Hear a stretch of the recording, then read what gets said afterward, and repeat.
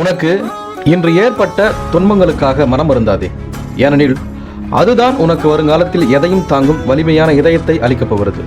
துணிந்து செல், துணிவுடன் வென்றுவிடலாம் வாழ்க்கையை.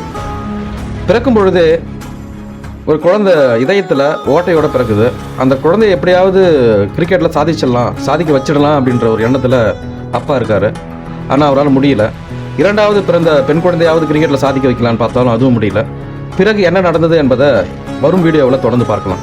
2019ஆம் ஆண்டு ஜூலை 14ஆம் தேதி இங்கிலாந்து மற்றும் நியூசிலாந்து ஆடிய உலகக்கோப்பை இறுதிப் போட்டியை பெங்களூரில் தன்னுடைய வீட்டிலிருந்து பார்த்து கொண்டிருக்கிறார் ஒரு 19 வயது ஒரு இளைஞர். அந்த போட்டியில் நியூசிலாந்து அணி தோற்றதை அவரால் தாங்கிக் கொள்ளவே முடியல. ஆண்டுகள் கழிய அடுத்த உலகக்கோப்பை வருகிறது. உலகக்கோப்பை முதல் போட்டியில் நியூசிலாந்து அணி இங்கிலாந்தை எதிர்கொள்கிறது. அதன் பிறகு 13 ஒரு நாள் போட்டியில் மட்டும் விளையாடி இருந்த அந்த இளைஞன் உலகக்கோப்பையில் விளையாட வாய்ப்பு கிடைக்குது. முதல் போட்டியிலேயே பந்து வீச்சில் ஒரு விக்கெட்டும், பேட்டிங்கில் 96 பந்துகளில் 123 ரன்களையும் அடித்து நியூசிலாந்து அணி வெற்றி பெற முக்கிய காரணமாக அமைந்தார் அந்த இளைஞன். அந்த இளைஞன் தான் ரச்சின் ரவீந்திரா.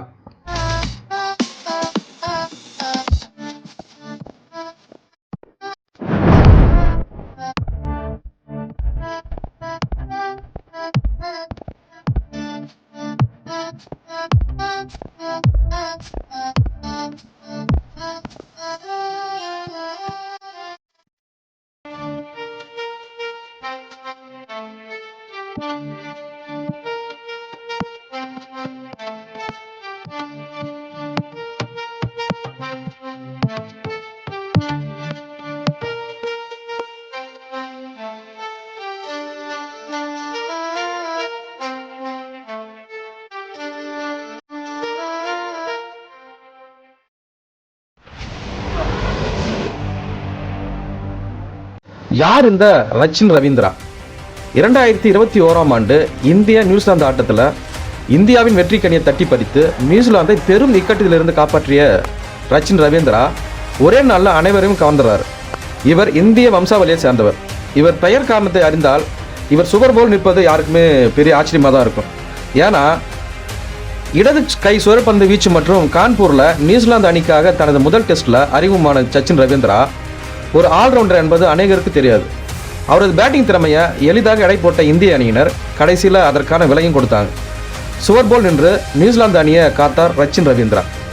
சுவர் போல் நின்றார் என்று கூற காரணம் இந்திய அணியின் கோச் ராகுல் டிராவிடை தான் சுவர் என்று அழைப்பாங்க. ரச்சின் ரவீந்திராவின் பெயர் வைக்கப்பட்ட விதமே சுவாரஸ்யமானது. ரச்சின் ரவீந்திராவின் பெற்றோர் இந்தியர், அதாவது அதைவிட இந்திய கிரிக்கெட் பிளேயர்கள் மீது தீரா காதல் கொண்டிருந்தாங்க. சச்சினும் ரொம்ப பிடிக்கும், டிராவிடையும் ரொம்ப பிடிக்கும். அதனால் தங்களுக்கு பிறந்த ஆண் குழந்தைக்கு தாங்கள் விரும்பும் ராகுல் டிராவிட் சச்சின் டெண்டுல்கர் பெயரை சூட்ட விரும்புகிறாங்க.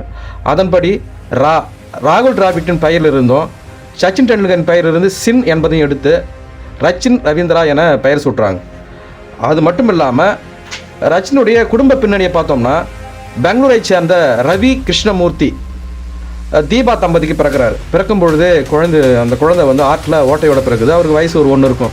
அப்போ ஹாஸ்பிட்டலில் சேர்த்து அவரை சரி செய்கிறாங்க, ஓரளவுக்கு சரி செய்கிறாங்க.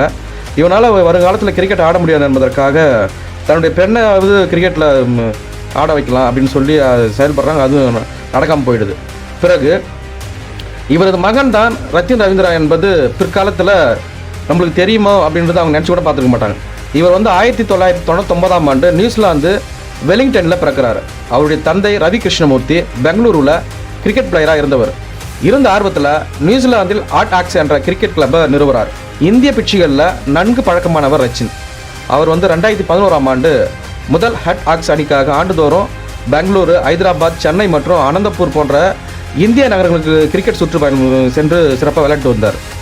தெற்கு பெங்களூர் புறநகர் பகுதியான ஜெயின் நகரில் ரவீந்திராவின் கூட்டு குடும்பம் வசித்து இப்போ வரைக்கும் வராங்க. ரவீந்திராவின் தந்தை கிருஷ்ணமூர்த்தி ஜவஹர் ஸ்ரீநாத் போன்றவரோட கிரிக்கெட் ஆடியிருக்காரு. அந்த வகையில் ரவீந்திராவுக்கும் ஸ்ரீநாத் குடும்ப உறவு மேல் ஸ்ரீநாத்தை ஸ்ரீமாமா என்று தான் ரச்சின் அழைப்பாராம். இவ்வாறு பல விஷயங்கள் இந்தியாவை சார்ந்து இருக்கிற அந்த ரச்சின் ரவீந்திரா சிறப்பான முறையில் இப்போ ஆடிக்கொண்டிருக்கிறார். முதல் போட்டியில் அஸ்தரர், அதாவது இந்தியாவுக்கு உண்டான டெஸ்ட் போட்டியில் சிறப்பான முறையில் ஆடுறார். 22 வயதான ரச்சின் ரவீந்திரா நியூசிலாந்தின் சீனியர் அணிக்காக 2021 செப்டம்பரில் பங்களாதேஷுக்கு எதிராக T20 தொடரில் முதல் முறையாக களம் இறக்கப்படுறார். ஆனால் அறிமுக போட்டியிலே ரவீந்திரா பெரிதாக எதுவும் சாதிக்கல. ஆனால் அடுத்த போட்டிகளில் 4 ஓவரில் 22 ரன்கள் கொடுத்து 3 விக்கெட்டுகளை வீழ்த்தியதன் மூலம் அனைவர் கவனத்தையும் கவர்றார். அண்டர் 19 கலக்கிய வீரர் சர்வதேச போட்டிகளில் கலந்து கொள்வதற்கு முன் ரவீந்திரா முதல் தரம் மற்றும் 19 அதாவது 15 வயதுக்குட்பட்ட அண்டர் 19 பல்வேறு போட்டி நியூசிலாந்துக்காக விளையாடுறார். 16 வயதில் வங்கதேசத்தில் நடந்த 19 வயதுக்கு உட்பட்டோரான உலகக்கோப்பையில் 2016 நியூசிலாந்து அணியில் இளம் வீரராக இவர் இருக்கார். இவர் நியூசிலாந்தில் கடந்த அண்டர் 19 உலகக்கோப்பையில் 2018 டீமில் விளையாடுறாரு. நியூசிலாந்தின் நம்பிக்கைக்குரிய ஆல்ரவுண்டராகவும் இருக்கார். அது மட்டும் இல்லாமல் 3 செஞ்சுரி 10 ஆஃப் செஞ்சுரி அப்படின்ட்டு ரச்சினின் சாதனை சொல்லிக்கிட்டே போகலாம்.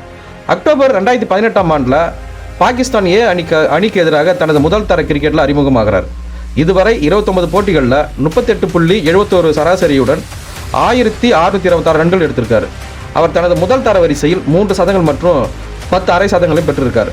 ரவீந்திரா 29 முதல் தர ஆட்டங்களில் 25 விக்கெட்டுகளில் வீழ்த்திருக்கார். மேலும் இந்திய நியூசிலாந்து அணியின் போட்டியின் போது அதாவது இந்திய மக்கள் மத்தியில் ஒரு மிகப்பெரிய வெளிச்சத்துக்கு வரார். இந்தியா நியூசிலாந்து டெஸ்ட் போட்டியின் மூலம் ஒரே நாளில் உலக கிரிக்கெட் ரசிகர்களால் யார் வேணும் அப்படின்னு திரும்பி பார்க்க வைக்கிறார். சென்னை போன்ற மைதானங்களில் நன்கு பயிற்சி பெற்ற ரச்சின் ஆல்ரவுண்டர் என்பதை மறந்த இந்திய அணியின் பந்து வீச்சாளர்கள் எளிதாக கணக்கிட்டுதாங்க. ரச்சின் பதிலடி அவங்களுக்கு சிறப்பான முறையில் கொடுக்குறாரு. இனி அவர் ஜாக்கிரதையாக அணுகணும் அப்படின்னு சொல்லி ராகுல் ரச்சின் பெயரை இணைத்து பெற்றோர் வைத்த அந்த பெயருக்கு ஏற்றபடி சிறப்பாக ஆடிக்கொண்டு இப்போ வரைக்கும் வந்துட்டு தான் இருக்கார். பிறகு ரச்சின் ரவீந்திரா வெலிங்ஸ்டன் ஃபயர்பேர்ட்ஸ் அணிக்காக விளையாடும் போது டிவைன் கான்வேவுடன் நல்ல பழக்கம் ஏற்படுது. இருவரும் சேர்ந்து ஃபயர்பேர்ட்ஸ் அணியை பலமுறை வெற்றி பெற வைக்கிறாங்க. இந்த பார்ட்னர்ஷிப் இப்போது நியூசிலாந்து தேசிய அணி வரை தொடருது. அதற்கு ஏற்றார் போல 12 வயசில் அண்டர் 15 அணிக்கும், 13 வயசில் அண்டர் 17 அணிக்கும், 16 வயசில் அண்டர் 19 அணிக்கும் தேர்வாகிறார் ரச்சின். நியூசிலாந்து அண்டர் 19 அணிக்காக 2016 மற்றும் 2019 ஆண்டு உலகக்கோப்பையில் விளையாடுறார் ரச்சின். அடுத்தடுத்து லிஸ்ட் ஏ முதல் தர போட்டி என சிறப்பாக செயல்பட்டார்.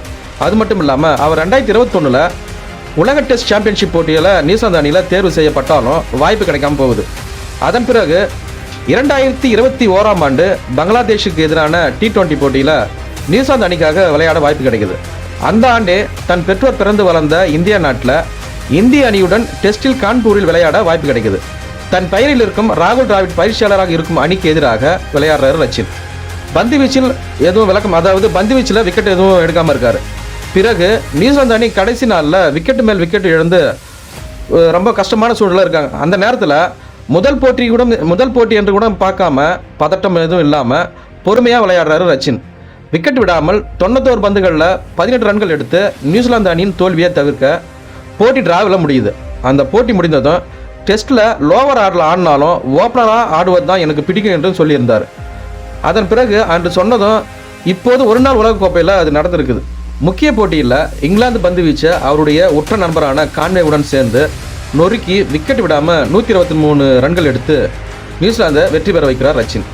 தன்னுடைய பெயரில் அங்கமாக இருக்கும் சச்சின் டிராவிட் போன்று கிரிக்கெட் உலகில் தனக்குன்னு ஒரு தனி முத்திரையை பதிக்க காத்திருக்கிறார் ரச்சின். முயற்சி செய்தால் எங்கு சென்றாலும் சாதிக்கலாம் என்பது ரச்சின் சொல்லும் பாடம். திறமையும் நம்பிக்கையும் இருந்தால் கண்டிப்பாக வாழ்க்கையில் ஜெயிக்க முடியும். ஒரு நாள் விடியும் என்று காத்திருக்காமல் இன்றே முடியும் என முயற்சி செய், வேதனைகளும் வெற்றிகளாக மாறலாம். தனித்து பறக்க ரெக்கைகள் முளைத்தால் மட்டும் போதாது, மனதில் தன்னம்பிக்கையும் தைரியமும் முளைக்க வேண்டும். எப்போதும் நம் மனதில் உச்சரிக்க வேண்டிய வாக்கியம் என்னால் முடியும். வாழ்வில் தொடர்ந்து போராடுவோம். வெற்றி பெறும் வரை அல்ல, இலக்கை அடையும் வரை. நன்றி.